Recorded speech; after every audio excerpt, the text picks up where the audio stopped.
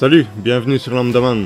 Bien qu'il ne soit plus une nouveauté, je voulais en parler car pour moi elle fait partie des dignes descendants des shonen classiques incontournables.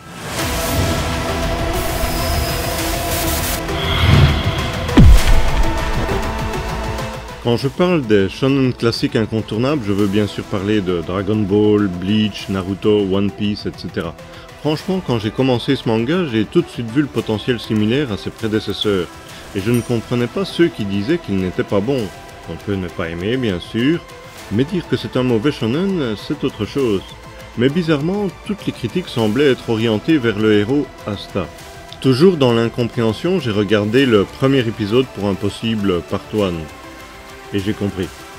Bon, avant de t'expliquer pourquoi, je dois te parler du terme Neketsu, qui est un genre narratif très prisé des mangaka de shonen.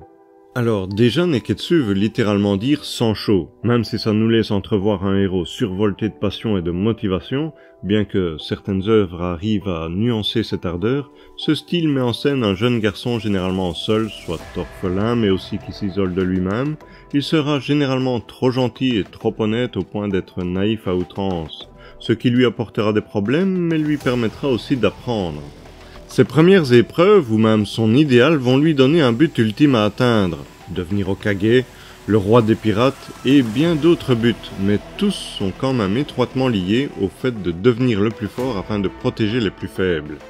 Et donc, pour parvenir à ce but, le héros va affronter des adversaires qui le rendront de plus en plus fort, et révéleront de plus en plus ses pouvoirs qui sommeillaient en lui. Généralement, c'est quand il est sur le point de perdre qu'il ira puiser, au-delà de ses limites, un surplus d'énergie, ce qui surprendra tout le monde et lui permettra de gagner, moment généralement très jouissif. Il aura bien souvent aussi des ennemis qu'il battra et deviendront ensuite ses amis, il aura aussi bien souvent un rival pour le motiver à progresser, et Black Clover possède tous ces critères. Mais alors pourquoi certaines personnes ne l'aiment pas ?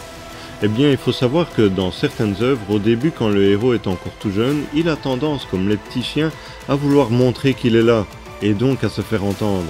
Et disons que pour Asta, je pense qu'un exemple sera plus parlant.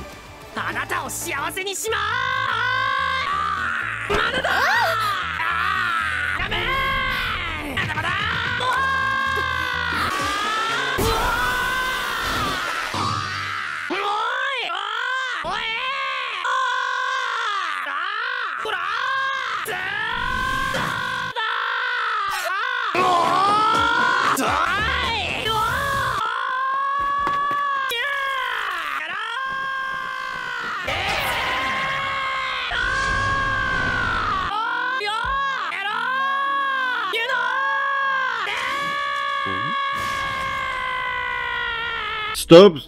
Je peux comprendre que ça puisse être énervant. Justement, c'est un des avantages du manga, car en le lisant, je n'avais pas l'impression qu'il criait tout le temps, ni pour un rien. Bien qu'en regardant un peu plus en détail par la suite, c'est vrai qu'il a l'air de souvent crier, mais à la lecture, on passe au-dessus. Donc, privilégie le manga. Mais bon, que raconte l'histoire dans tout ça ? Tu vas voir que certains points vont te faire penser à Mashle. L'univers dans lequel va évoluer Asta est régi par la magie. Le plus haut statut est Empereur Mage. Tu le vois déjà le but ultime ? Mais il commence mal car il a été abandonné devant une église ainsi qu'un autre nourrisson le même jour que lui, et ils vont du coup devenir inséparables. On peut aussi également cocher la case du rival. Il y a cependant un problème avec Asta, c'est qu'il semble être dénué de magie, et du coup va s'acharner à développer ses muscles pour être plus fort.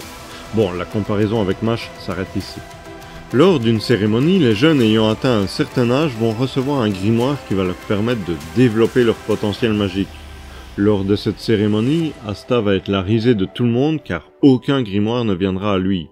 De plus, Yuno, son rival, va lui recevoir un grimoire spécial car il est orné d'un trèfle à 4 feuilles, comme celui du premier empereur mage, et déclarera alors que ce sera lui le prochain empereur. Mais Asta ne se laissera pas démonter. Ou alors un tout petit peu, mais son moral reviendra vite. Yuno, ayant reçu un grimoire aussi important, va être la cible d'un personnage sans scrupules qui le lui volera afin de le revendre. Mais Asta, témoin de la scène, va faire une entrée ridicule et va se lancer à l'assaut du malfrat qui le maîtrisera en 2-2, ce qui le démoralisera à nouveau. Mais après un flashback, très important dans les Neketsu, et les paroles de Yuno, il ira puiser dans ses dernières forces Et dans cet élan, un grimoire presque calciné sortira du mur pour venir vers Asta.